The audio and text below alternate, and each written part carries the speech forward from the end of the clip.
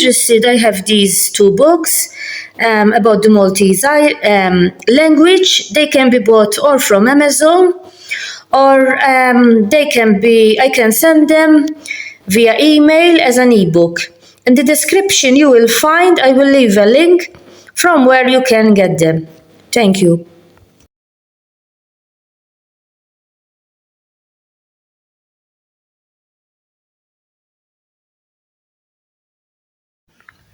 Did you know that modern Maltese has borrowed many words from English? From technology and school life to casual slang, these English origin words are everywhere in Maltese.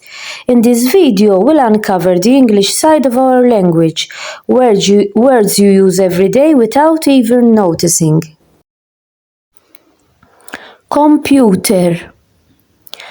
Il-computer tiegħi hu ġdid. My computer is new. Telephone. It-telephone qed idoqq. The phone is ringing. Televiżjoni. Television. Qed nara t-televiżjoni. I'm watching TV. Fridge. Il-fridge hi vojta. The fridge is empty. Bank. Bank. Il-bank jiftaħ fit-8. The bank opens at 8. Student. Student. Jien student tal-Malti. I'm a Maltese student.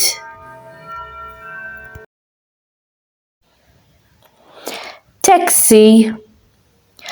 Ħadd taxi sal-ajruport. I took a taxi to the airport. Radio. Radio. Qed nisma' r-radju. I'm listening to the radio. Uffiċċju. Office. Naħdem l-uffiċċju. I work in the office.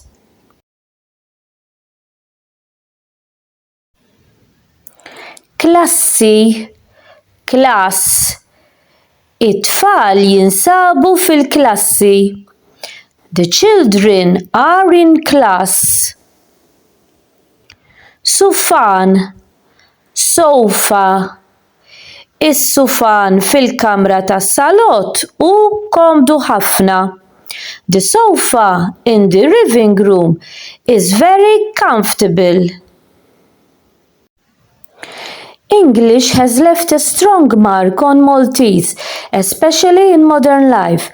From computers to coffee, these words connect Malta with the world. Thank you for watching.